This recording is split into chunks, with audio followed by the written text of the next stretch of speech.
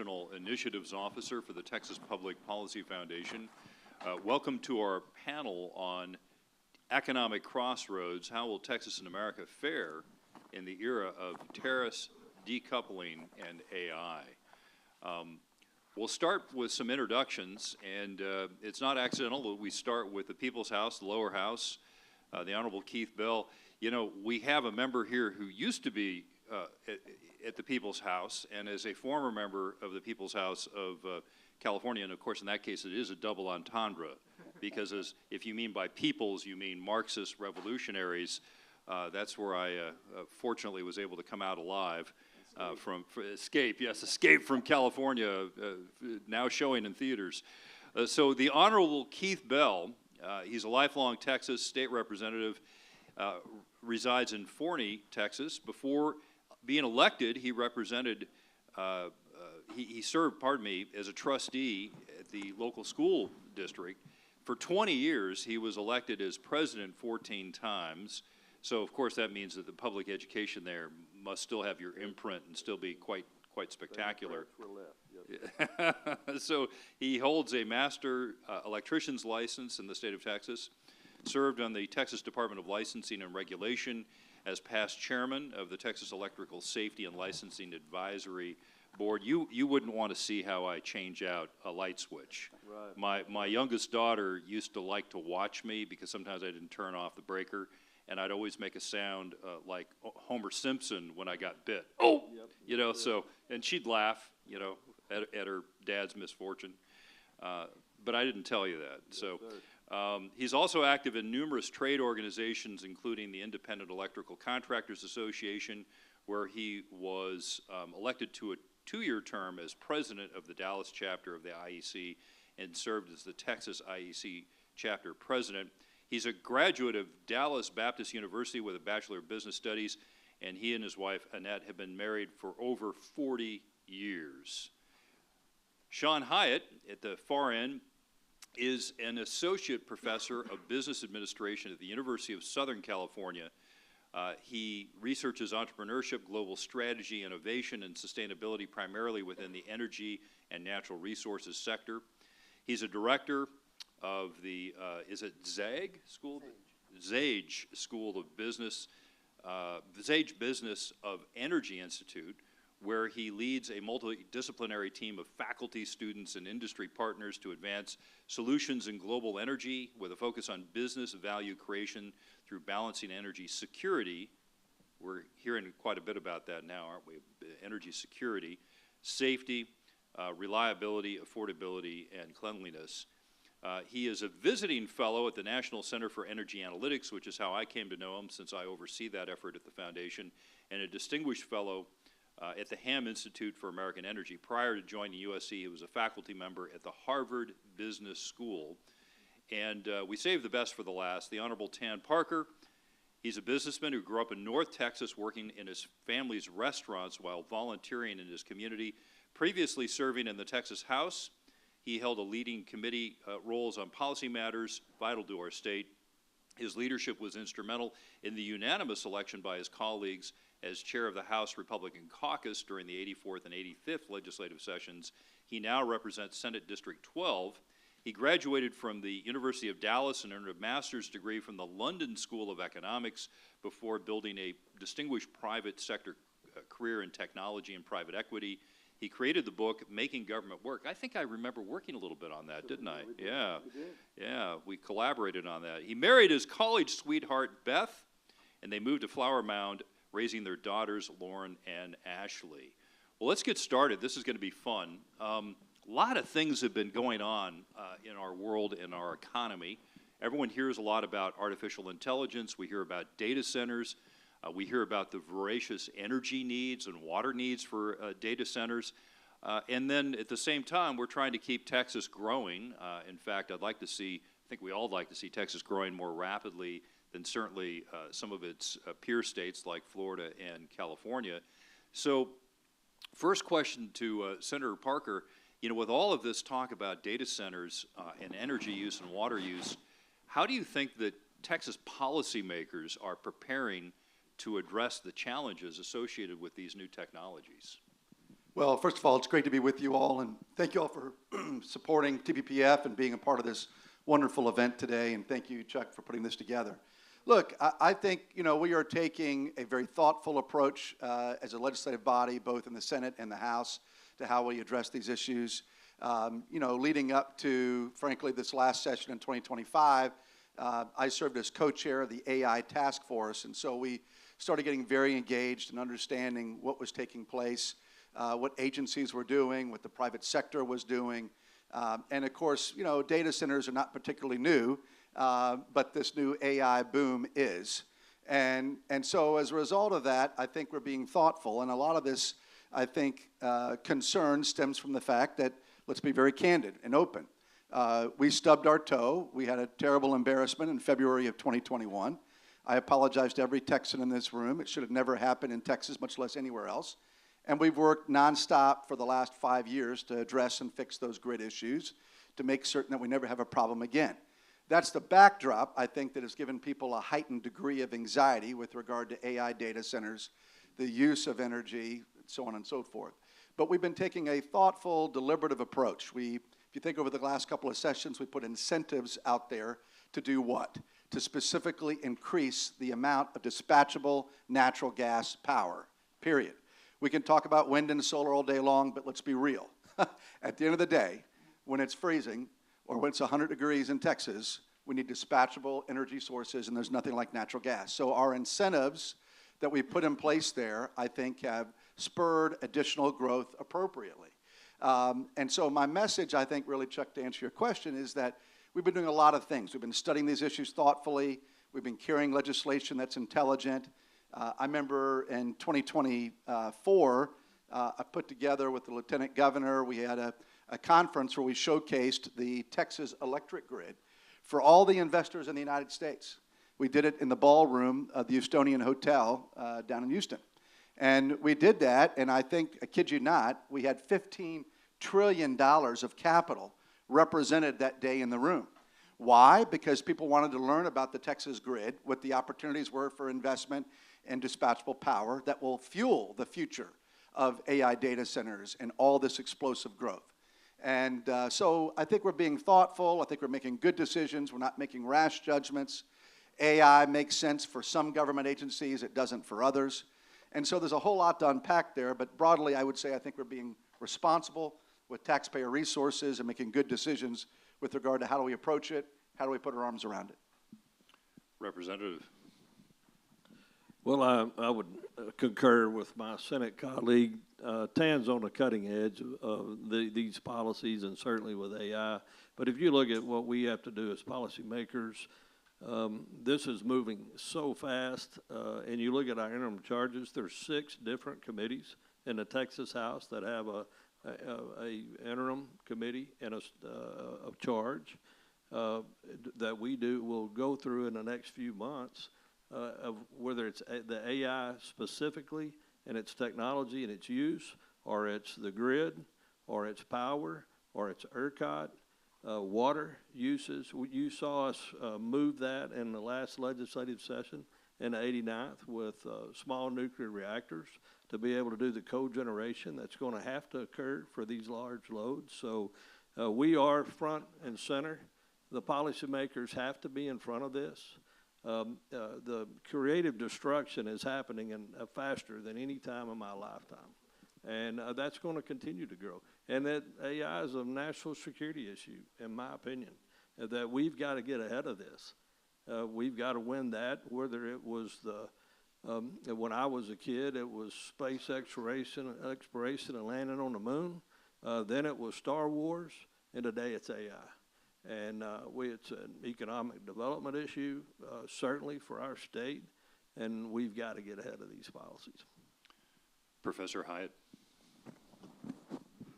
Yes, in terms of Texas policies or about AI and data centers? Well, John? tell us a bit about the energy requirements. So one of the things that Mark Mills, who leads the National Center for Energy Analytics, likes to point out is that if you look at your humble cell phone, today it uses more electricity in a given year than a refrigerator, because it isn't just using the electricity to run the cell phone, that if you queue up some silly the video has to come from somewhere, right? And so that uses electricity, right? Yeah, well, that's exactly right. And just on that front, if we just look at the United States right now, and this is a conservative estimate of AI data centers that are under construction, and they have all the permits necessary. So, and the reason we want to use conservative estimates is because you probably all read also the article that came out recently this week saying that, you know, a half of these announcements of these AI data centers are not going to happen for various reasons. So we want to be very conservative on this.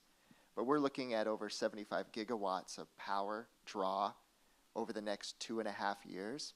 To kind of give you an idea, that is over 500 terawatt hours of power, and it's almost as if we have to create another state. I mean, so Texas consumes about 487 terawatt hours of energy. It's what they consumed in 2025. And now we need to try to like create another Texas worth of power generation for the amount of data centers that are in queue over the next 2.5 years. And that's for the whole nation, though. That is for the whole nation. That is But to correct. put things in perspective, Texas uses the most amount of electricity of any state. That is true. So it's like creating an entire Texas worth of consumption. Is That that what you're saying? Yes, that's exactly right. And just in how many years? 2.5 years, you said? Yes, next 2.5 to 3 Right, years. right. So projecting forward 5 to 10 years, would it be safe to say that we may see a doubling of American electrical consumption? If we can, and here's the big holdup. It's the queues, the wait queues for getting on the grid. And I'm glad you brought up ERCOT, right, which is one of the ISOs, independent system operators that run here in Texas. It has one of the shortest queues, between 2 or 3 years, right? But we look at some of the other ones like SPP, which is just north of Texas, and they're still running at about 5 to 6 years of holdup. These are the queues for new power generation to come on and connect to the grid and provide power. Right? And so what the big question that we're going to see is, what are data centers going to do? At least according to our research that we find, they like to come to states like Texas or Wyoming or New Mexico and build their own power, what we call behind the meter power. So build a gas generation plant right next to them, and they won't even connect to the grid because they'd have to wait. So they're going to try to completely run their data center with their own generation, and then maybe 2 to 3, maybe 5 years, they'll eventually connect to the grid. Senator Parker, I was at that conference that you mentioned with the $15 trillion of capital behind it in Houston. One of the things I heard from one of the presenters was that the backlog for the high voltage transformers that are needed if you're going to build a big natural gas facility and connect it to the grid, that the backlog was as much as 4 years, 48 months to secure one of these high voltage transformers, and I understand that the plurality of them still come from China. What's your understanding of the current transformer market, and should there be any policymaker reaction to the fact that we're still dangerously dependent on large transformers from foreign countries? Well, Chuck, this is an enormous, big topic, and we've had this concern for a number of years. We've been trying to talk to all of our folks that are in the electric space about how we address this issue. How do we protect ourselves in a world where cyber threats are so real? We can talk about all those issues with regard to these devices. But the reality is that we are wholly dependent, by and large, on China. To me, this needs to be one of those critical imperatives of the Trump administration. We need federal support to address it, just like we're going after, rare earth materials, just like we're going after chips, just like we're going after other critical areas vital to America's security interest. We need to be doing the same thing and developing and building these kinds of capabilities here at home. It needs to be part of the broader renaissance, if you will, of manufacturing and doing it back in the United States, because it's an enormous dependency. Vulnerability is really what it is. And so when you think about what's going on with these transformers, it doesn't surprise me in the least, nor will it surprise you, Chuck, or anyone else, to know that those things are communication tools. Everything that's going on. I mean, everything is going back to the mothership of the CCP. And that's why we're very, very concerned with it. And so we've been trying to address these issues broadly in Texas for a long time. I think about the fact that I was blessed to carry the Texas Lone Star Infrastructure Protection Act back in 2021. And what we were trying to do, I was a House member at the time working with Senator Campbell, and we were trying to stop China, Russia, North Korea, and Iran from being able to invest in any element of our grid, be it these types of transformers or to have an ownership in any of our critical infrastructure, be it the grid or water systems or communication systems. So we just have to understand that we've got to look at the supply chains. It's not enough just to ban here or there. We've got to look broadly at the supply chain, and Texas needs to do everything it can to look at how we incentivize manufacturing in the state. But at the same time, we've got to get the Trump administration to engage on this issue, because I think it is one of the big vulnerabilities that no one's really talking about. May I jump on that? Sure, of Because course. I think this is a really important point. He brings up this aspect of manufacturing and the reshoring. So we've got a competition. One is this aspect of like, yeah, we want AI data centers, but they're going to draw a lot of power. What happens when you draw a lot of power? There's competitive rates for a competition electrons. The prices are going to go up, right? The AI data centers are price insensitive when it comes to electricity prices. It only accounts for about 7% of their total cost to run a data center. So they could pay twice the amount on a rate. Whereas manufacturing, they're very price sensitive.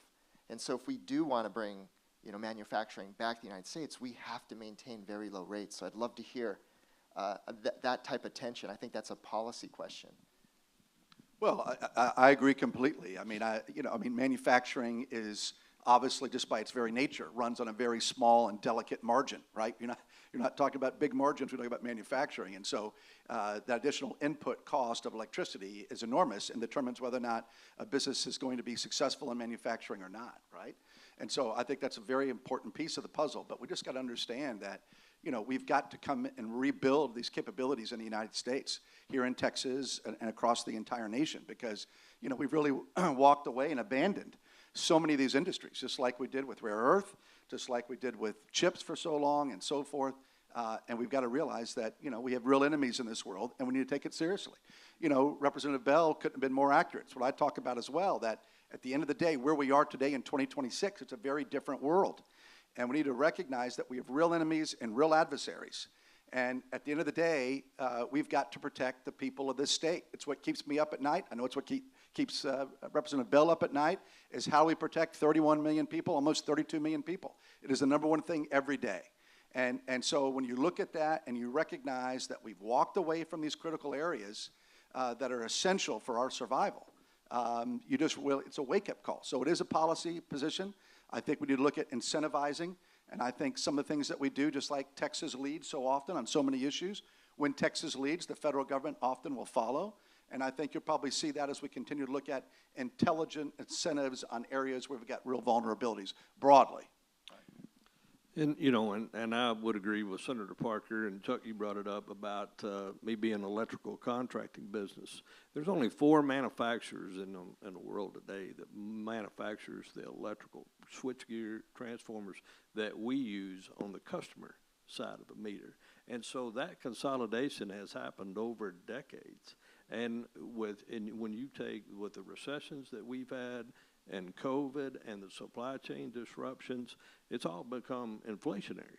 And inflationary, and we talk a lot not only about the security risk, and Senator Parker's is absolutely correct, the security risk of the ability of some of these pieces of equipment to be connected and to be controlled electronically, that there lies the risk that has to be separated. The other side of this problem is availability. And then when you look at, like I said, the inflationary costs, we talk about affordability too, and a lot of different conversations that we're having. It's surrounding this whole infrastructure where, AI is just another critical infrastructure that we're going to have to build, and have here in Texas. But all those things are affecting the affordability, and it's all inflationary. And that's going to end up affecting every consumer that's sitting in this room. Right.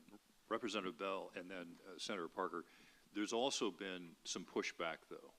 You see, traditionally it's been the left that has often protested, for example, new power plants, especially nuclear, or the installation of a new manufacturing facility. Of course, things like a cement factory, they consume both a lot of electricity and water. AI, of course, needs water for cooling, and my understanding is if you have a closed-loop system, you just need more energy. But if you have an open loop, you need more water.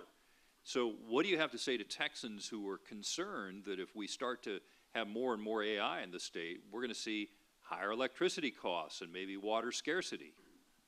Well, I think when you look at the electrical cost, you know, the ERCOT is managing the large data batch study. That was Senate Bill 6, if I remember right, Senator, that we passed this last session, to try to determine how we're going to manage that, right? And so ERCOT's not going to allow additional load, whether it's a gigawatt or it's 240 megawatts, whatever size load it is, to load up the grid where it's not sustainable. I mean, that was the protections we put in and since 2021 and Winter Storm Uri.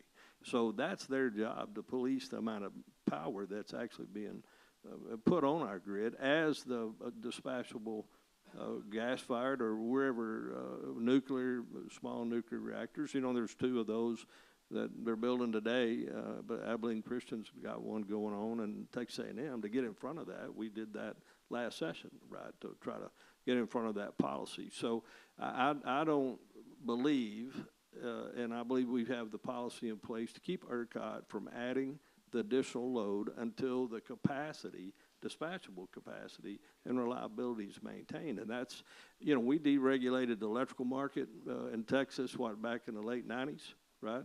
And split that up. So one of the other biggest concerns that we're all hearing about too is just the distribution of power, trying to get it from west to east.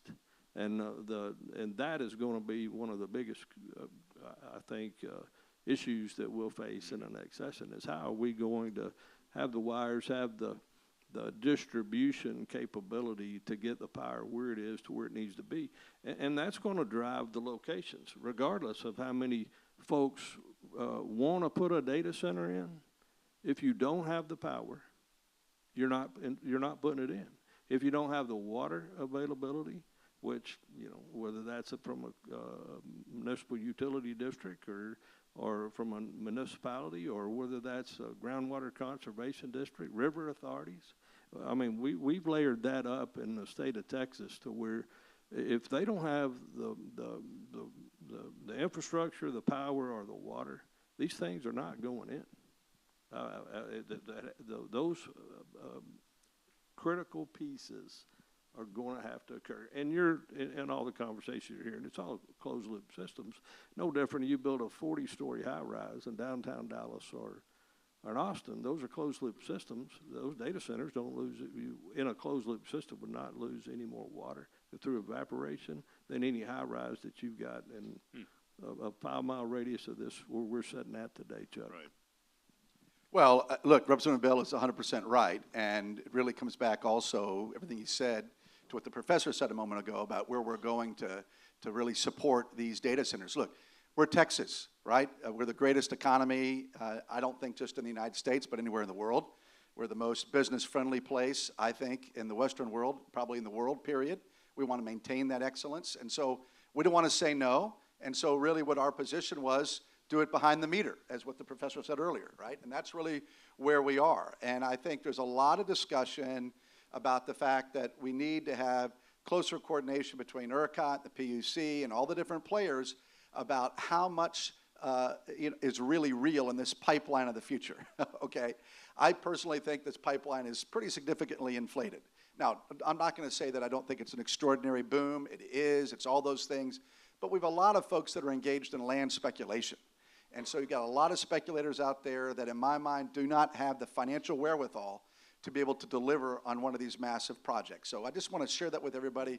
But my view is that that's why ERCOT, the PUC, all the stakeholders have to be really communicating, doing greater due diligence and vetting on these various projects to determine if they really have the capability to deliver. And I want to come back as well to just a comment about transformers a moment ago and reshoring and the remanufacturing effort.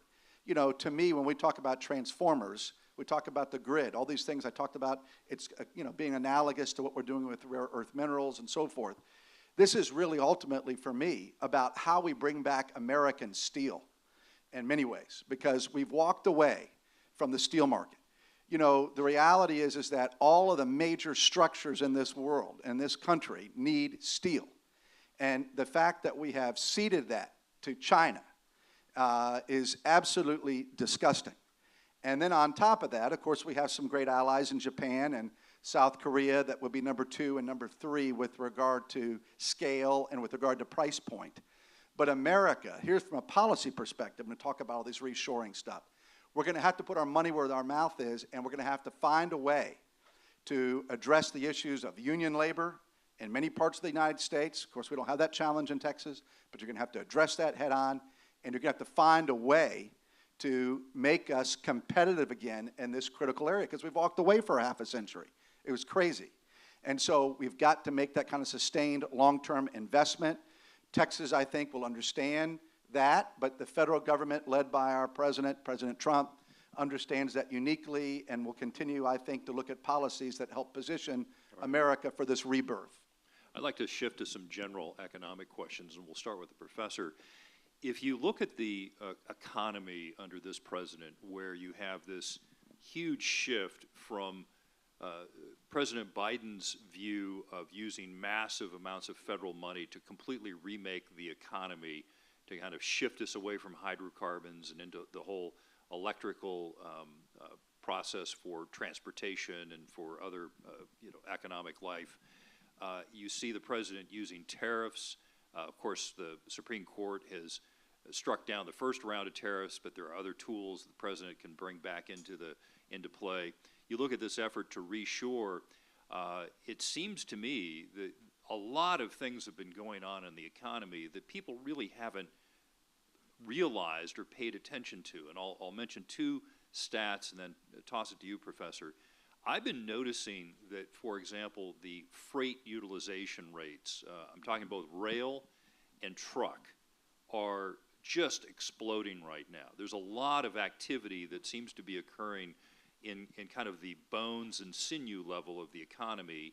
And then the other thing I've noticed is that a huge portion of the trade deficit, which we saw a little bit of a jump in one specific category, and that was die tools, right? So the equipment needed to manufacture stuff, we seem to be importing a lot of that in the last few months. What's going on? Are we about to see a massive economic comeback and renaissance in America, or is this just noise in the system? Yeah, so let me address that. And on that note, yeah, on the die tools, we'll touch on that first. And this is just me speaking to several of these manufacturers. By the way, a lot of these manufacturers are in North Carolina. We've got a large specialized die tool manufacturing base there in North Carolina. And one of the things that they've told me is that, yes, their business has increased. And COVID actually was the major factor there when they couldn't trade. So they make specialized parts of these dies and tools for OEM, for manufacturers here in the United States. Generally, these OEMs would import all these products from China, but there was a lag time when it came in. When COVID happened, the entire supply chain was disrupted. And so they began looking for areas in the United States, and they began contracting with these die and tool manufacturers here, or excuse me, the part component manufacturers, the sinters here in the United States. And then when and that happened, there was a little bit of an uptick, and then it plateaued during the Biden administration. Since the Trump administration has come in with the tariffs and the uncertainties, particularly creates a lot of the uncertainty of these tariffs with China, we've seen now more contracts for these small manufacturers, particularly, again, I'm focusing on North Carolina where I have a lot of information, and that is picking up. So I think it's particular areas the tariffs are working.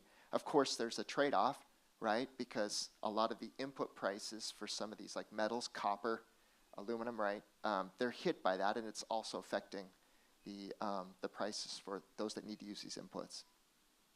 So, Representative, what do you see as again, a policymaker's role? You have Texas among the most, if not the most business-friendly state in the union, and you have all of these new changes between artificial intelligence and bringing manufacturing back, the tariffs.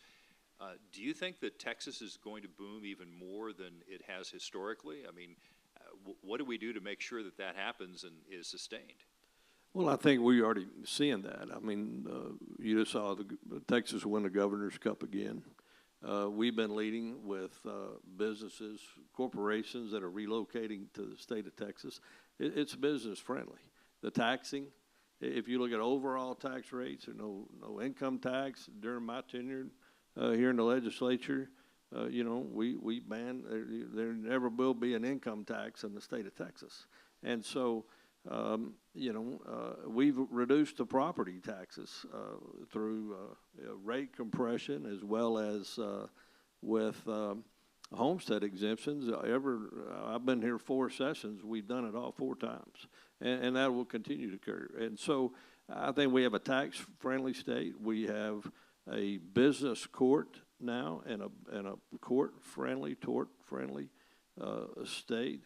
We're dealing with their insurance. Insurance is an issue, and we know that, and there's an interim study on that. So from an affordability standpoint, we're doing what we need to make sure Texas is competitive. And I think you're going to continue to see, Chuck, corporations are going to come where it's where there's plenty of property, there's a educated and a growing workforce. We've leaned in, the governor leaned in, last session, and so did the legislature, on career technology education, workforce development. There are several charges that are, matter of fact, PubEd as one, I believe this during the interim, of what's AI going to do to impact public education and the future of our workforce development. And so as long as we're ahead of that from a policy standpoint and tax, and you've got an educated workforce, and you've got a business-friendly court system of doing business here, I think that's great. We have to be careful that we stay ahead of the infrastructure, critical infrastructure, whether that's the grid and dispatchable power, whether that's water, and certainly with roads. I mean, these people moving here, 1,600 a day, they're not bringing their concrete with them. They're not bringing their water with them, and they're not bringing their electricity with them. And we've got to make sure that our policies protect those of us. I've been 4th-generation Texan, so I've been here. My family has a long time, and that we have good policy in place that we don't inhibit economic development because of some of the fears that the senator talked about. A lot of these data centers are not going to occur. They're going to be some, and we'll be mindful of how we make those decisions, and the policies will protect us from those. But you're going to continue to see the growth. The growth is going to come. It is the place to be. And once again, that's why I said, as policymakers, we got to be in front of this. We are in front of it. We will continue to be in front of it, and we will create an environment where Texas will succeed. If you're not growing, you're dying. It doesn't matter if that's a community, that's a state, or that's the country. And so in the onshoring that we're seeing, I agree 100%. Inflationary short term for some of the tariffs and the onshoring, the onshoring we're having of manufacturing, but we got severely behind in the last 20, 30 years of moving manufacturing all over the world because it was cheaper to do that. But we didn't find out how bad and what risk we'd put ourselves in until COVID and the supply chain disruptions, and we're trying to make sure that we fix that and that's not duplicated for my kids or my grandkids or yours. Well, Representative Bell did a terrific job of giving an overview of all that. I, of course, agree with everything he said. I think that the future of Texas couldn't be brighter. The growth we see ahead will be, I think, just truly spectacular. I think we will far exceed the economic growth of the United States by far and away. If you look at over the course of the last 20 years, there have been lots of clips of time where we've created more jobs in Texas than the rest of the country combined. And I think that trend will continue because we work on the policy, right? People talk about the Texas miracle. Let me just tell you something. All that Keith has talked about, this Texas miracle, the miracle is nonsense. It is leadership. It is defined policy. It is the leadership of the Republican-controlled legislature and Republican governors and lieutenant governors over the course of the last 2+ decades. that have positioned Texas for this incredible moment in our history. So I just want people to understand fully there is no such thing as a miracle. It is deliberate policy.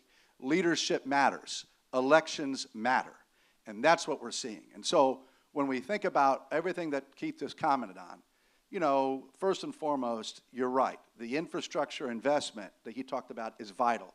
You know, the Lieutenant Governor just appointed me a week ago to now be the Chairman of Transportation in the Senate. And so, you know, I will be laser focused on mobility and infrastructure, how we make certain we're keeping up, obviously, with the mobility needs and the infrastructure for Texas. Just like we've been doing the same thing with the grid from an infrastructure perspective. We've been doing the same thing last session with a $20 billion commitment for water. We'll be doing the same thing now with regard to all these other areas where we have any vulnerability. And the biggest area for me last session, candidly, Chuck, was the security infrastructure. That's why I authored Senate Bill 36, the Homeland Security Bill for Texas, that for the first time, we put border security into statute, and we created a security focus and framework to protect the grid, to protect our critical water systems and communication systems. And when we recognized what was going on there with our vulnerabilities, then we realized that not just physical vulnerabilities exist, but we have those that deliver, that are real, potentially death blows to this country that we have to address in the cyber realm. And that's why Governor Abbott and I pushed and drove what we called Cyber Command to understand these threats to all of the critical infrastructure. Because at the end of the day, all of our liberties, all of our blessings, all of our freedoms, when we talk about having a world-class workforce, we talk about great economic growth, all those things stem from the security framework. And so that's the reason why we drove that. That's why we created Cyber Command, because we have, as I said earlier, all these adversaries all over the world coming at us. I always will bet on Texas. The DNA of our people, candidly, is superior. Why? Because we're entrepreneurs. We're passionate. We're innovators. You know, at the end of the day, this is the space race of our time. It is the fight to understand and to dominate in AI, and yes, in quantum, and yes, in cyber. And that underlying pinning of, if you will, source of energy that fuels all of them will determine how Texas and the United States will fare over the course of the next 2, 3, 4 decades and beyond. That is the fight. It is the fight for survival, candidly, for this country. And Texas will lead the nation. So when I was blessed to carry the AI regulatory frameworks for Texas in the last session and so forth, what was I trying to do? I was trying to create an environment from a regulatory perspective with the lightest possible touch. Yes, I want to make certain that we're going after bad actors. We're going to protect vulnerable populations. If you do something to harm a child, I don't care whether or not it's real or generated, you will spend the rest of your natural life behind bars. We make certain there's an ethical code of conduct. We adjust and align with NIST standards. We put a sandbox structure in place. We do all of those things, but then we get out of the way. We're not going to be overly prescriptive when it comes to our economy and AI or quantum with regard to what you do in underwriting in the insurance space, or what you do in healthcare, or what you do in financial services. We're going to allow the games to begin. Because if we don't out-innovate the adversaries of this world, we will lose it. And so there will be an unbelievable amount of breakthroughs in the next 3, 4, 5, 10 years that will disproportionately come from Texas. I want you all to understand that. We will disproportionately out-innovate our adversaries. That's what I believe. That's why I believe in the future of Texas being so bright, because we are the DNA of innovation in this country. So we've got to have an environment that supports it and sustains it. So from a policy perspective, we're going to do all of those things and work to get the lightest possible touch on the regulatory side so that government can get the hell out of the way and allow business people and entrepreneurs and small businesses and big businesses alike to flourish. We can never forget in this whole big conversation about the economy that it's the small businesses that really drive the engine for Texas and the country. We're so blessed to have major corporations, more than any other state in America now, more Fortune 500 companies. It's amazing. It's a great attribute. But it is not enough. You've got to have a strong small business sector as well. And we also need to understand the final comment when it comes to innovation is this. If we are going to dominate, you know, you remember when President Trump We'll talk about, of course, here in recent memory, talk about peace through strength. When the great President Reagan that we celebrated here last night talked about peace through strength. Peace through strength in a 2026 world is technology dominance. And that's the reason why we've got to do everything in our power to drive this innovation culture. And outside of innovation and a good regulatory framework, it's access to capital. That's why I was so blessed this last session as well, working with all of my colleagues. It's great support of our governor and lieutenant governor to work to create the future of Y'all Street, right? We've got the business courts now to be the very best in the country. We're going directly after Delaware and corporations. Make no mistake about it. But we're also going directly after New York on listings. The Texas Stock Exchange will be exceptional. It is the largest, best funded stock exchange launch in the history of America. And it will change the trajectory of Texas from a finance perspective as it provides earlier stage capital to companies that have been delayed from going public. Why? Because over the last 30 years, half the companies that used to be publicly traded have left because the regulatory schema coming from DC and New York has been ridiculously burdensome, which is therefore costing the American investor, the American retail investor. When SpaceX will go public on an IPO sometime in the next 6 to 9 months, it'll go out at $1.2 to $1.5 trillion. Incredible, an amazing accomplishment. But guess what? When we recognize that's what's happening, that company should have gone public when it was $1 billion or $10 billion. You know why?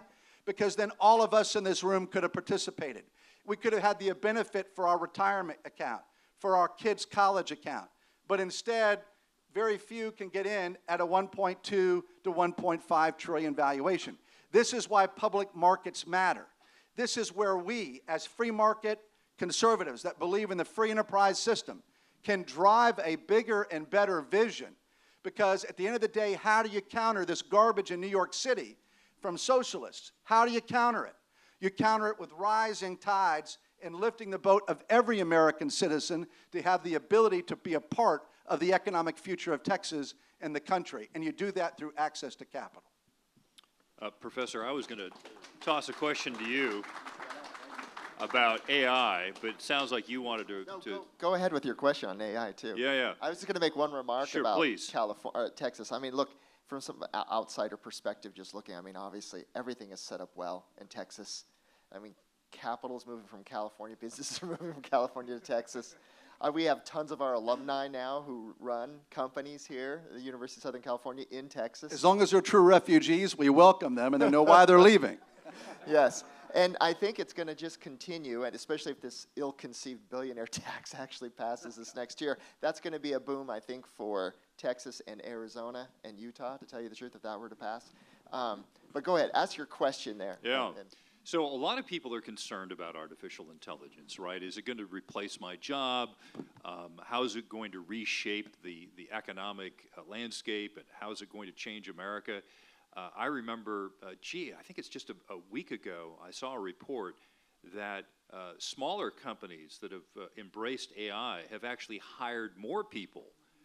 So it's gone in the other direction of what people anticipated, because it's saved the money and allowed them to expand their payroll. So if you think about artificial intelligence, I'd like the three of you to address two things. One, should people be concerned or not? What do you think it's going to do just from an economic standpoint?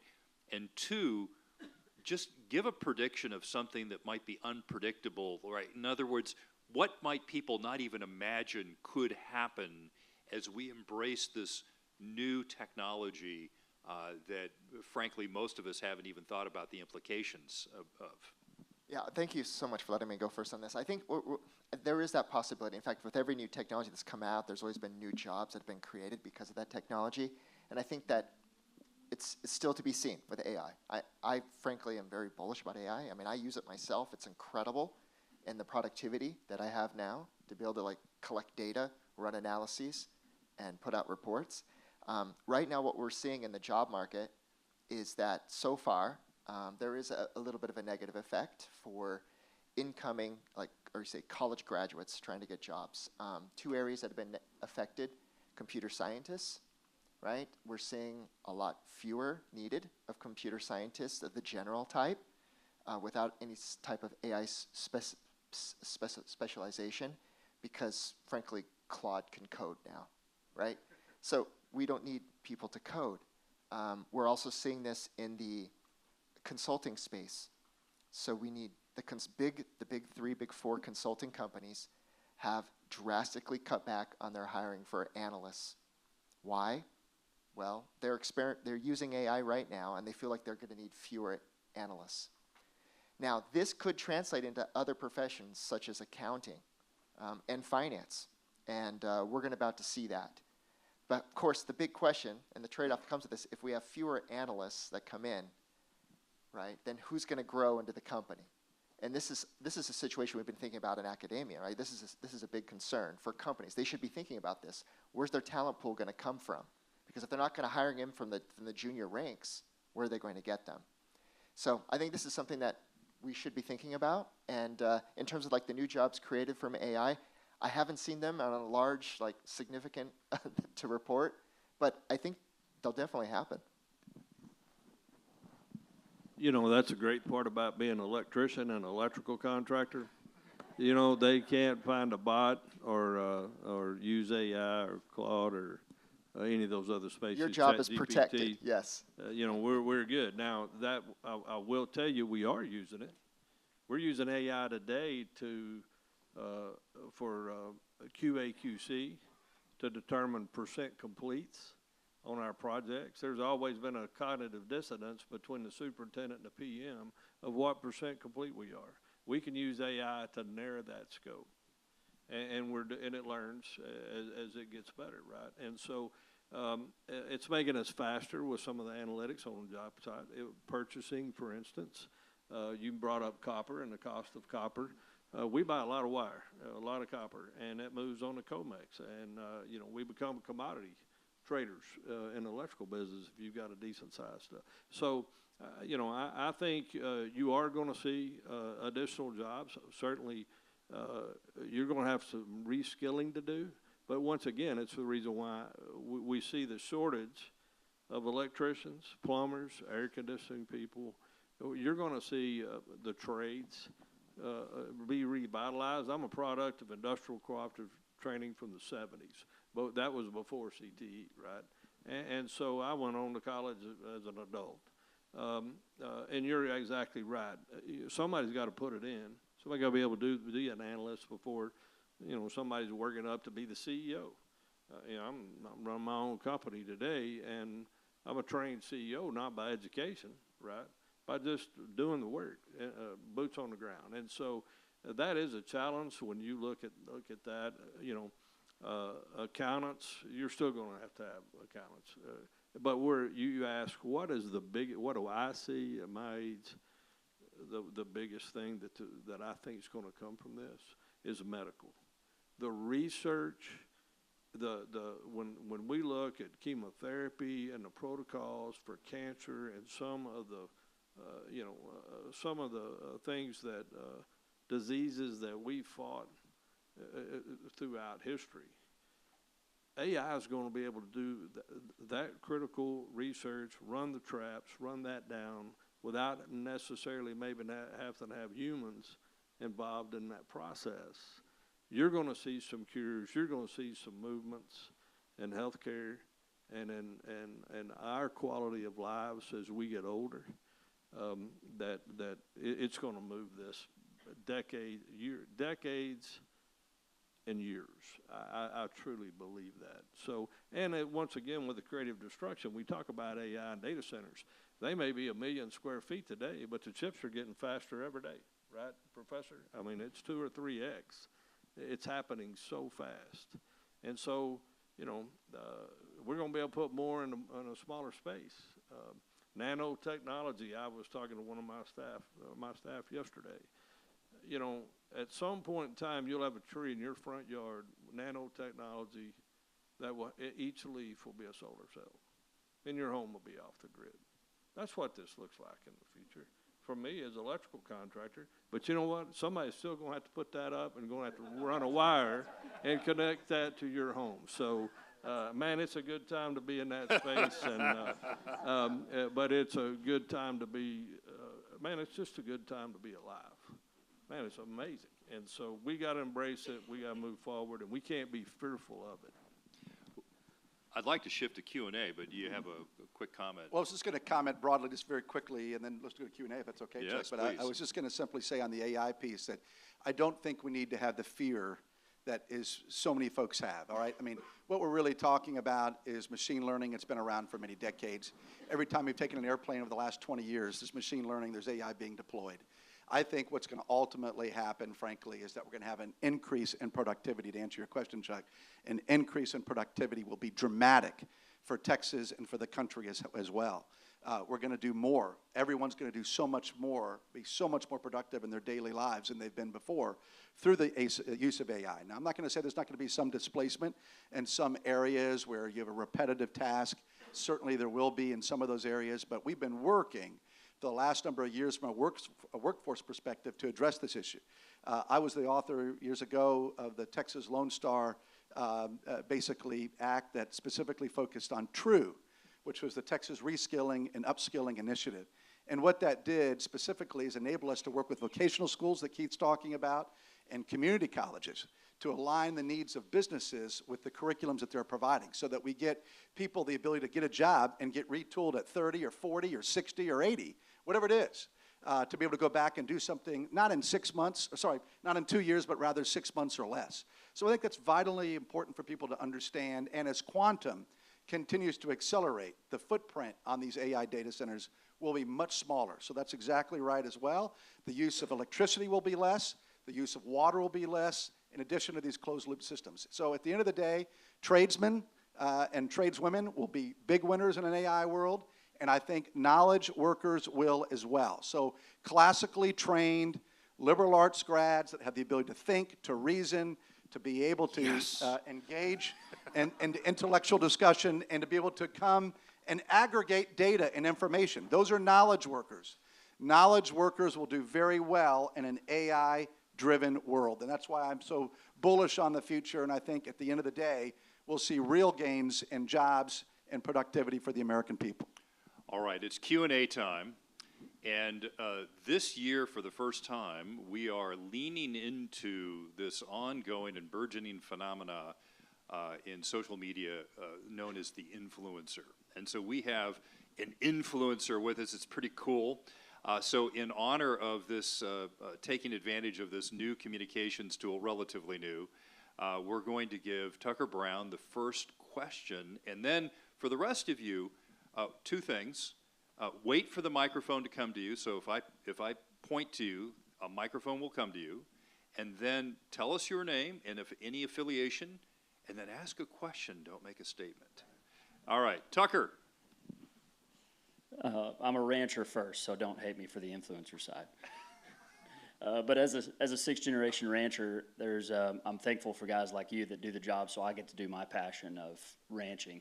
And two of the things that we're worried about is water and land availability. With Texas losing about 1,000 acres a day of agriculture land, there is some worry of the land and water that's being taken up. And you've answered a few of my questions already, but what is the concern there, or when will it become a concern of the land availability and water?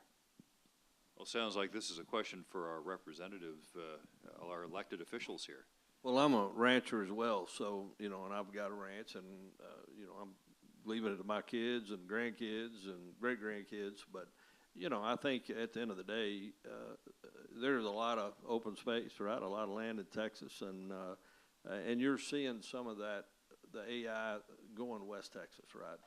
Well, that's where the power is, part of it, and so... but at the end of the day, in Texas, what we hold dear is private property rights, right? I own it, I ought to be able to utilize it. Somebody comes next door, they shouldn't be able to violate my rights to own that property. So I think we got to be careful to maintain that. But here's the other side of that.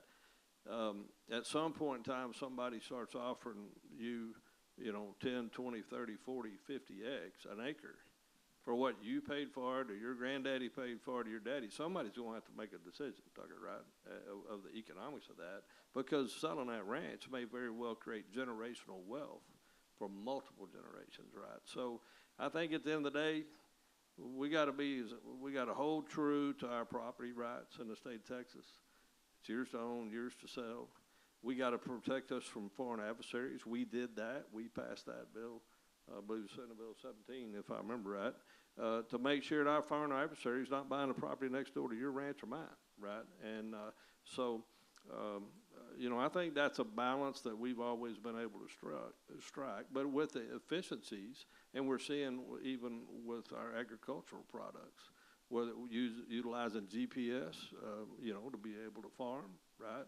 So we're going to get more efficient from a food standpoint. And so I think the efficiencies will occur, but I just think at the end of the day, there's a lot more speculation than there is reality of the quantity of these data centers and how that's really going to impact us from a rural, and I'm a rural legislator, right? I'm east of Dallas. Where Dallas ends and living begins is what we say. Hey, Chuck, could I just jump in before the senator here on this aspect of the water use? So the senator's already mentioned this already before, like there's these closed loop systems, but also like an open. That means, so all the AI data centers are using a water cooling system, like a radiator among these GPUs to cool them down. It's the only way. We can't use fan or air. Now, what he's talking about this open is that water that runs in this loop is then cooled through like a swamp cooler. A lot of the data centers will use water for evaporation to cool that water radiator system, right? And that's the traditional way it's been done. And so like a 100 megawatt data center will use about 2 million liters of water a day, which it's about enough water that provides water for 6,500 households. So if you have, you know, a gigawatt data center that's using that type of swamp cooling system, that's 65,000 households. I mean, that's a pretty good sized city. And that's households, not people, right? So in terms of like, what can we do? Incentivizing them, pushing them to use a electrical type of cooling to cool that water. Yes, it increases electricity by about 16 to 18%. So instead of a 100 megawatt system, it's now a 120 megawatt system, right? But that may be the way, because Texas, what we're finding in our data too in Texas is a lot of these data centers are going to very high prone, like where there's a lot of water scarcity, and they're using the Ogallala aquifer. But you're saying they're going to be closed loop, though, out in the Ogallala, are they? Well, that's, see, they say one thing, but until you like make sure that they do it, this is the question, because they could always do a well. Right, and so right, because they own the property under their feet. Yeah, so I think this is something that some of you, the policymakers, might want to address. So. Right. Yeah, and I'd simply say, look, I think both my fellow panelists did a great job in answering your question, Tucker, but I would say the missing piece of the puzzle, so to speak, we're certainly going to be very mindful. We obviously want to protect private property rights. We want to protect this beautiful land that God's given us here in Texas. I was blessed in the 23 session to carry a bill with the support of all my colleagues that created $1 billion fund to go buy new land for Texas parks. I want to protect and conserve this beauty that we have for future generations. I'm passionate about doing it. But I think the biggest thing for developers and everyone trying to seek these projects is communication. You've got to communicate with your locals, right? Your local officials at the municipal level, at the county level, have town halls, have forums, discuss it. Get all these issues on the table, because I think at the end of the day that will take a lot of the angst and concern off the table when there's good, healthy communication. I think that's the biggest thing that needs to be addressed as we look at this broadly. But certainly, we are paying very close attention to what's happening, but feel like we're in a good spot at the moment based on what we know, where we are, and then this whole concept of what is projection versus reality. All right, our first question from a or you could be influential in your own right, though. So I shouldn't say you're a non-influencer, so. Not as influential as you, sir, but because he was on Mark Levin just the other night, so he's national. Gentlemen, thank you again for being here and moderating this important debate. I live in San Antonio, Texas, and in Bexar County, which most of it used to be rural, we're one of the fastest growing cities in the country. So a lot of the areas where the data centers have been put are now becoming residential areas. And I was just wondering, with that now happening in places that were once rural and now becoming urbanized, what consideration is it from the state level when you tell them bring their own energy to put in there, but now all these developers are building homes, or these data centers now become in residential areas, like where would they end up putting this power that we're saying, or bring this water resource? How are they supposed to do that if the areas become developed no sooner than the data center is available for use? Right. I mean, I think there should be a little bit more foresight on curtaining off that area so that if they are building that there is going to be available space. And if you go to Western Bexar County, you'll see exactly what I mean. Westover Hills, Alamo Ranch. I mean, there's hundreds of thousands of homes being built in a place where, you know, there wasn't supposed to be any homes.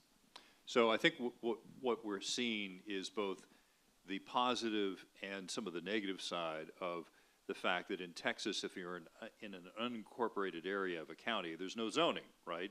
And so if you buy a 5-acre plot of property in an unincorporated area, you could have a cement factory open up right next to you, and that's on the plus side, one of the reasons why we have a lot of development and jobs, and on the negative side, your quiet use and enjoyment of that 5 acres just all of a sudden got dustier and noisier.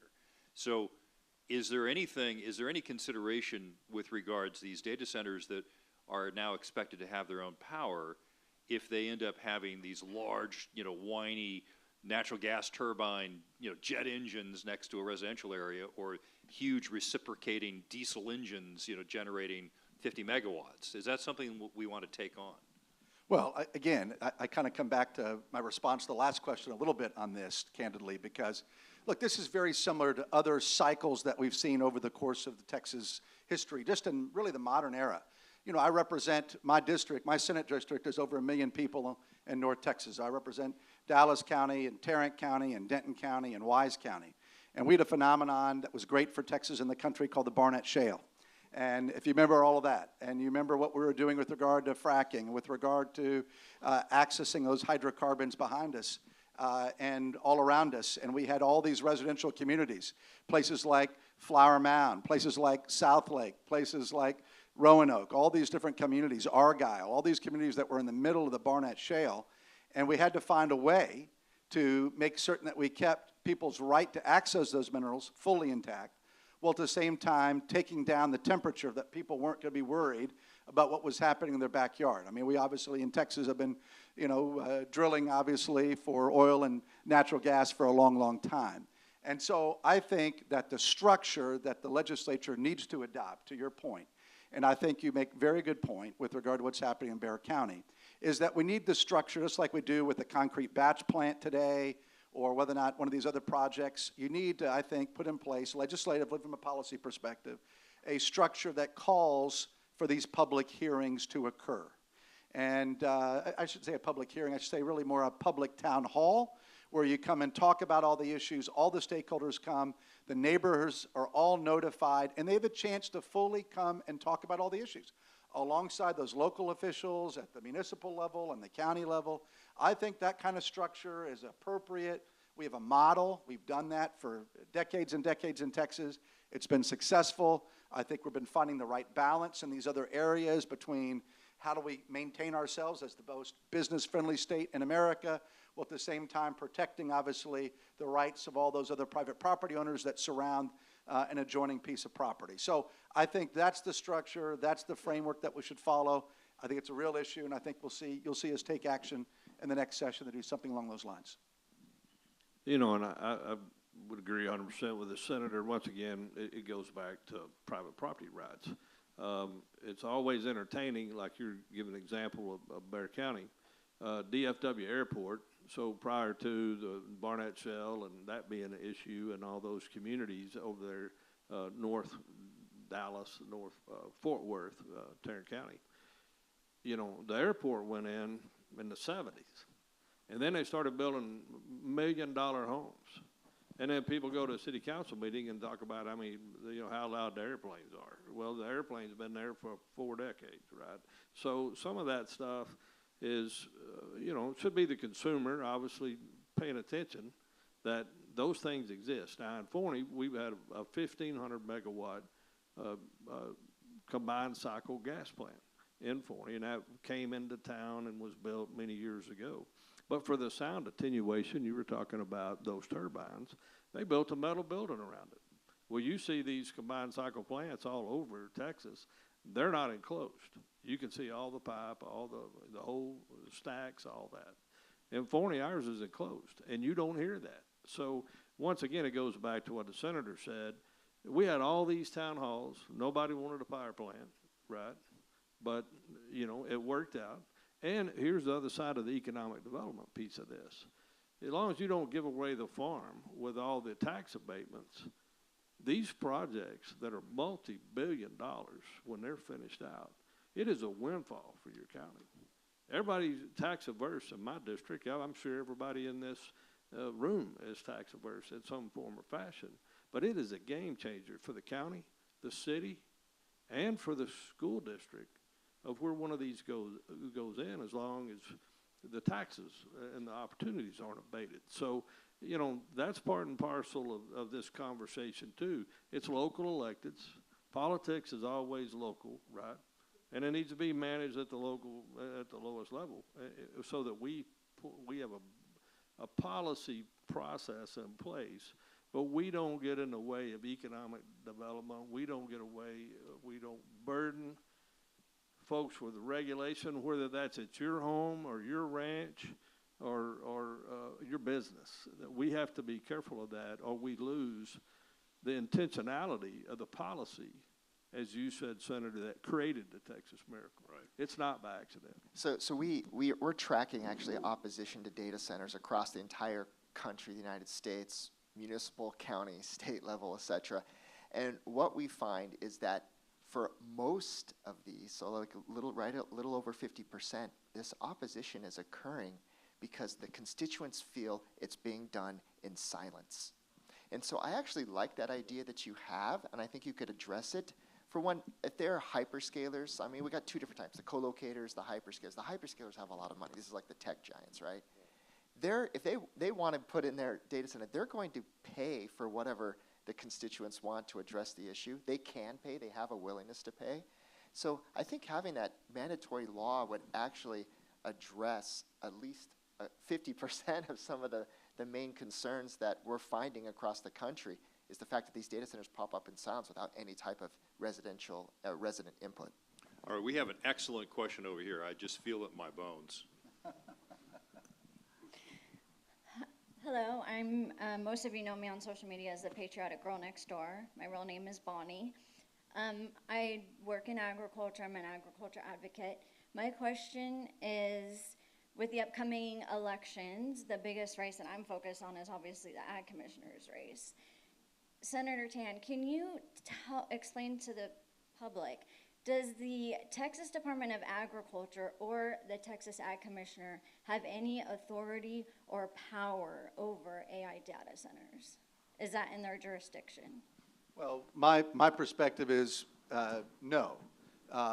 The legislature would have the authority over how to determine what proper policy should look like with regard to AI data centers and areas of the state that would ultimately be protected in a certain area. Any of those kinds of concepts theoretically would all come from the legislature and obviously not be effective until the chief executive, the governor of Texas, Governor Abbott, would authorize and sign a bill into law. So that's my perspective on that topic, is that at the end of the day, the legislature is the body in Texas that creates public policy, that drives policies, that creates statute, and that, you know, most of the agencies, frankly, are administering, to be candid, the laws that the legislature passes and that the governor signs into law. So that's kind of my general view on where we are on all those types of topics broadly. All right. Yes, right there. Hi, thank you, Chuck. Senator Parker. I'm Don Brown. I'm with Secure the Grid Coalition. We co-authored a bill, 1740, which addressed EMP and solar last year. That didn't make it through the process, but the reason I want to call to your attention is we have many people out in the unincorporated counties that are very concerned about the data centers, but with those data centers also come battery energy storage systems frequently. And they have put together 391 commissions across multiple counties to come and talk to the administration in the state, but have been facing all sorts of problems with who do I talk to? How do I get anybody to take ownership for these? And it's data centers, it's the BESs, and they really can't find somebody that's going to take ownership for it. So they go to the PUC hearings. The PUC says, not my job. They go to the Texas Environmental Quality, and they have a different answer. I don't own it. There's not a single owner for these regional groups that are coming in. So there's so much fast technology development that's going on. I think we really need to rethink how those 391 commissions of these unincorporated counties can actually have a voice back into the state and have a way to arbitrate some of these important discussions for them. So it sounds like you have an idea as to what might be done to solve this issue. Well, I just think that, you know, it's an excellent question and comment, frankly. I think you're giving us excellent guidance on that. I want to thank you for your help on addressing EMP. We've been working on that for a number of years, myself and Senator Howell in particular, as a House member and now as a senator, and I think we're making headway in that regard, so thank you for all your support. But as it pertains to your comment, yes, I agree with you. I think it probably gets back to this concept, this structure that I discussed earlier, that we need to flesh that model out in more detail so there's a standard bearer to deliver that information, if you will, about concerns in particular unincorporated areas and so forth, that then the state ultimately has a chance to have a real response back, and that you all as stakeholders feel like you're being heard and don't have this situation where you're trying to figure out, you know, where to share your feedback. So I think the structure at a high level that I threw out probably is one that needs to be fleshed out more in greater detail, but I think it can be adapted to address the need that you described. I acknowledge the need. I think it's very real, and it's something that we need to address as part of the process. Again, at the end of the day, it's about communication. So many of life's problems can be addressed through improved communication. Isn't one of the problems, Senator, though, with the large battery farms is that if something happens and they catch fire, that a lot of times your rural fire departments actually don't have the equipment to properly deal with Can a I address fire. that too, Chuck? So, I mean, this is the thing, like, this is a chemical fire, and so just so you know, like, Texas is #2 after California in terms of battery energy storage system rollout, and it's just because you have a lot of wind energy, and so that creates that complement to try to, like, deal with the intermittency of the power. That's why they're using the batteries. And just one other thing on the data centers, this is now this is what they're doing. So when you have an AI using a lot of GPUs, these batteries act as capacitors for the data center because the GPUs turn on and off. And so in order to not affect the frequency on the grid, that's right, they're using these batteries. So we're going to see more and more battery build out around the data centers as well. But yeah, so, but the fires, once they start, you can't put them out. You have to let them burn. Well, and again, I think to Chuck's question, I think, yes, this needs to be a holistic view that we're addressing when we're putting together this additional communication capability and dialogue ability. We need to be able to address broadly what happens when you have one of these situations occur. What is the state response? You know, outside of the agencies that have been already talked about, is TDEM involved? I mean, all those kinds of things we need to be able to talk about in a thoughtful and an intelligent way. All right, we have time for one more question. Let's go to the very back of the room. Who really wants to ask a question to the back of the room? Make it good, because we have 2 minutes. All right, there we go. You're as far back as anyone who raised their hand, so the rest of you missed out. All right. So a lot of this you guys mentioned is information. And so those of us lay people, a lot of what's out there is someone that's either got an opinion formed for or against this particular issue. What are some really good resources, white papers that are out there that the average person can read and try to gain intelligence on this issue? So here you see right there, the ZAGE Business of Energy Initiative. If you type that in your Google and go there and look at energy briefs, we have several reports that we've published already on data centers and also on various different energy sources. So I encourage you to go there. There's also the National Center of Energy Analytics, where we also publish reports, which is part of EnergyRealities.com, right? Yeah, there you go.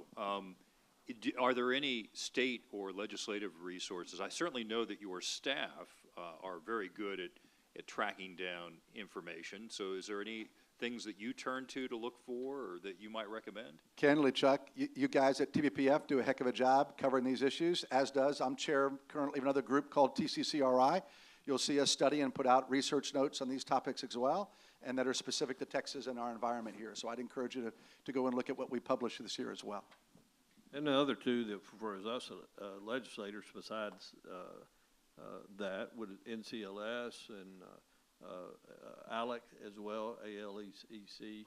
You know, that's looking at statewide, what other states and in the United States that are facing these exact same issues, what they've done from a legislative standpoint.